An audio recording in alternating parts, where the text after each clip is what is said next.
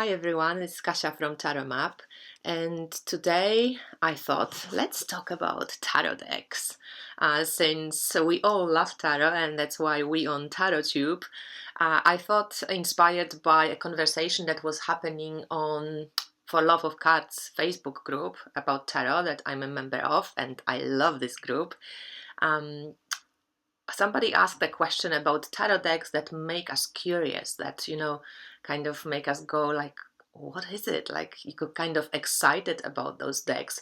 And I thought about it for a while, and I think for me, decks like this right now in my, tarot evolution, like I thought of some decks straight away, and I thought that these are the decks that are not so obvious, that don't let me straight away get to the point, that they make me kind of go like, wow, this is shown, this particular tarot archetype is shown in such an interesting way, and let me think about it.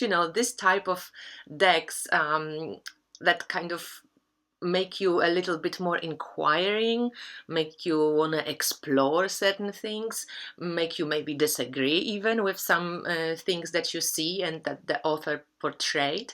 So I thought I'm going to share with you some of my decks, some of my decks that make me curious about them. And also I was thinking that maybe it can become a little tarot tag, because I would love to see and hear. You can do it on IG, you can do it on YouTube, on Facebook. I would love to see what decks, make you curious, make you kind of go, okay, let me think about it. So first of all, and that somebody gave this comment, for me it is a Visconti tarot, or just in general traditional tarot decks, just because they are so mysterious, and this kind of sense of mystery that comes with it, like why were they created. There's so many different theories, but who knows. And just the way they look, and for me, like, if I could get my hands on in the like original deck, just to see it, just to admire the proper gold, and must have looked amazing. So there is something mysterious about especially Visconti Tarot de Marseille, that really draws me into this world of mystery, and I want to explore it, I want to learn more. And these archetypes that are shown in these decks, they are pretty incredible and really quite amazing. How beautiful is it? So there is this Chariot in the Visconti Tarot. I also particularly like this one. It's like in the Moonchild Tarot, just because there is a female riding the chariot. So yes, Visconti tarot decks and traditional tarot decks definitely make me go, oh, why did they show it this way? What did they do? How did they do it? Another deck that is very fascinating to me, and it has been, and it is, and this its place hasn't changed. I actually edged it, inspired by Aitzi, and this is Margaret Peterson tarot.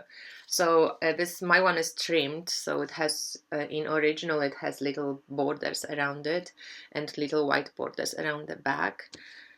So this deck, if you watched my channel before, you know how much I rave about this deck and about that little white book that comes with it. I think this is one of the best tarot books there are, obviously maybe for more advanced tarot students, because it's mostly poetry and a very spiritual description of the cards, very spiritual in the elemental way. But this deck is fascinating to me. I can sit with it for hours and like really doing path working with this deck, or doing tarot meditations with these cards. It's fascinating because there's so many possibilities to go with, and it's very flowy, it's very artistic, it's very poetic. And to me, as I always say, it's the spirituality from the top shelf. It's like amazing, amazing quality, and I just love it. So this deck always makes me interested. It makes me, want to explore, like what's in there, like go deeper, like go into the image. go through that labyrinth and really discover the diamond at the end. So yeah, it's a fascinating deck, and there's a few cards that have a little bit different style to the rest, like a bit more less abstract, a little bit more kind of focused on the image, and some of them are really like the Lovers. Just love it. Sorry. So the Lovers, for example, you can, like, it's just so rich. These cards are so rich on different levels. So here you see the black hand, here you see the white hand, you see the black foot here and white foot here. There is this snake going in the middle, but you also can see the face. It's fascinating. So this deck definitely keeps me occupied, you know, and curious, and in like the, you know, I want to explore it further. Another one of those decks that is one of those kind of what's going on decks is the, what is this deck?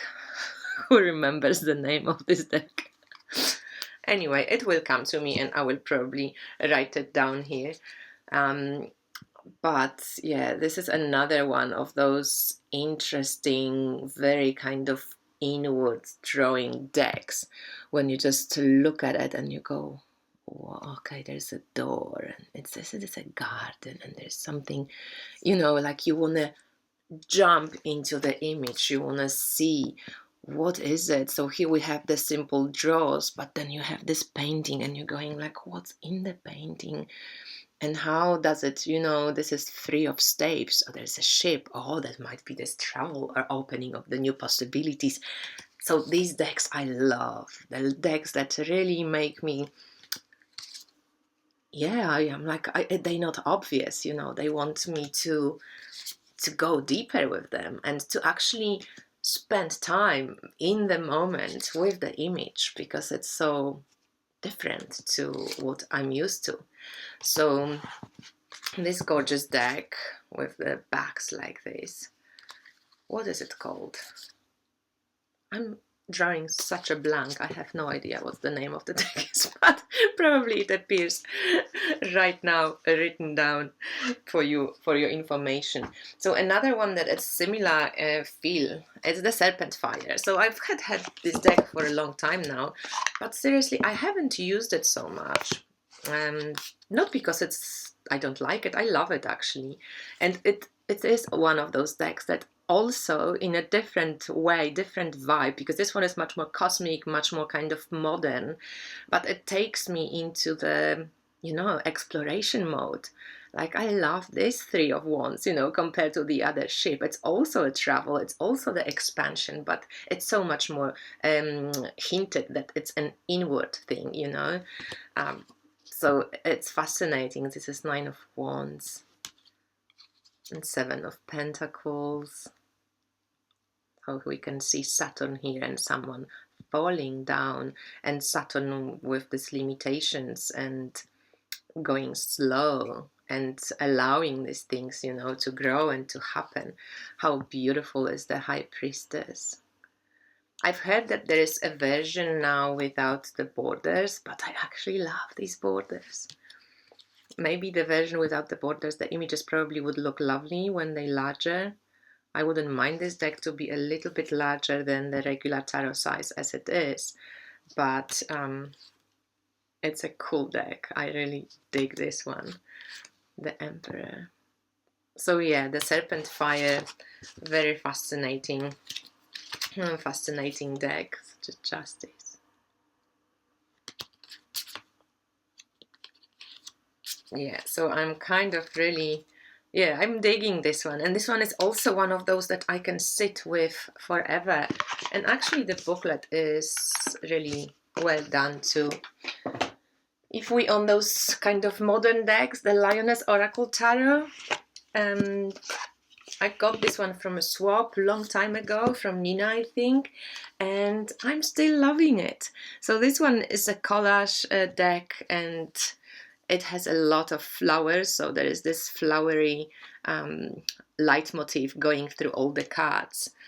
But also it's one of those untypical decks, so it's kind of, you know, based on Rider-Waite-Smith.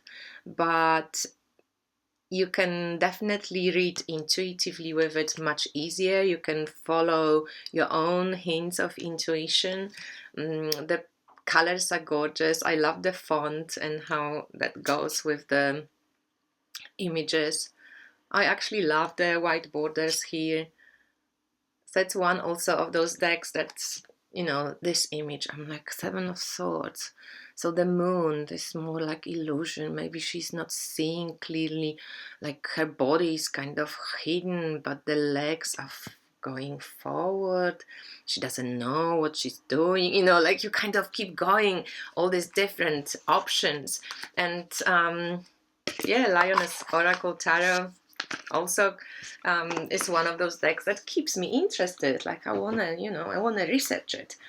Another one which is amazing and gorgeous and beautiful is the II Onyx Tarot, and I know that whoever was waiting for this deck, I think that Courtney is going to send out the pre-sales very soon, the pre-orders, and this is a piece of art. This is one of the most beautiful decks out there.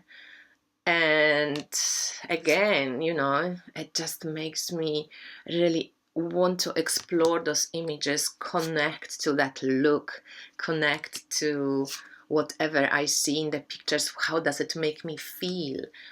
And it's again vaguely based on Rider-Waite-Smith, but you wouldn't recognize most of the messages.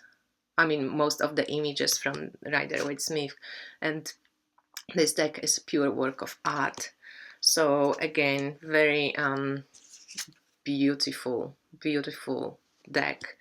And whenever a deck is beautiful, I'm definitely drawn to it, because I noticed I mostly buy a lot of tarot decks because of the artwork. I'm just really enjoying the artwork. I'm enjoying what the artwork does to me, how it makes me, I love this Judgment card, how it makes me feel. And I love decks that show different kind of angles to the traditional meanings of the cards. That's how I learn also tarot. That's how I noticed I read in my readings for clients, that I keep remembering different depictions from different decks, and that widens and explores my way of seeing a card, and often helps people to see their situations from another point of view, not just this very narrow one. I've got 3 more decks to go. The next one is the Checoli Tarot. Also, a deck that I have for a very long time, one of my favorite shadow work decks. And again, fascinated by the mood of it. This one is particularly moody. There's not much happiness in this deck, I would say. A lot of dreamy images, very kind of strange, surreal world. And sometimes I like to venture into that world. And it seems very, very endearing in a way, and kind of scary at times, and mysterious and evocative. How cool is this Queen of Cups? So yes, Checoli Tarot, very cool, and definitely still grabs me, still has my curiosity in it. The one that I'm kind of playing with right now, because I got that book, is the Wheel of Change Tarot, and it's also one of the quite interesting tarot decks. It has it's based on kind of our natural world, and on goddess culture, or on different religions, different traditions of the world. And because of that, it also keeps me interested. And I want to explore, like, okay, 3 of Swords, 3 swords, the cutting of trees, like I want to play with the imagery and how the author kind of saw the archetypes of the tarot and how she showed them in her deck. And so this deck is very interesting, and right now I'm kind of exploring some of the images that I couldn't particularly get, like what did she mean. and I'm reading the book, and the book is written very well. It describes actually all the symbols she's been using in this deck. So yeah, it's interesting because it's different, and because it's a collection of various images from various cultures, and me being a Sagittarius, I'm, you know, eclectic is my second name. So the Wheel of Change Tarot, interesting. And the last one that I want to show, and I really want to get the large version of it. So if someone has a large version and wants to swap or wants to get rid of it, let me know. Otherwise, I'm just going to purchase it anyway. Is the Motherpiece Tarot. And I do have the mini version for quite a while, but I think I'm craving the bigger version. I want to see the images better. And I ordered some, like a book on Motherpiece. It's coming from the US. I don't know, it's taking forever. I hope it gets here at some point. It's been over a month now, but we'll see.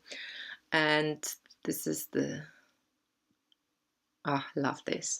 So yeah, the Motherpiece, such an amazing deck. You know, when you think it came to life in the 80s and it's still kind of valid, it's kind of universal, perfect, you know, it's such a great work, especially when you're into the goddess culture and into more of this earthy, shamanic, earth-centered or based living.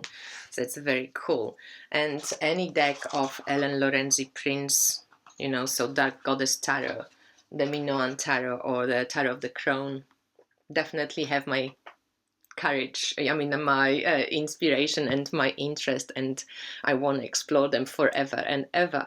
So I hope you enjoyed this, and I'd love to see what tarot decks awaken your curiosity, and let me know what you think of these decks that I showed you and which decks you love and you would like to explore further. Nice to speak to you, and I speak to you soon. Bye.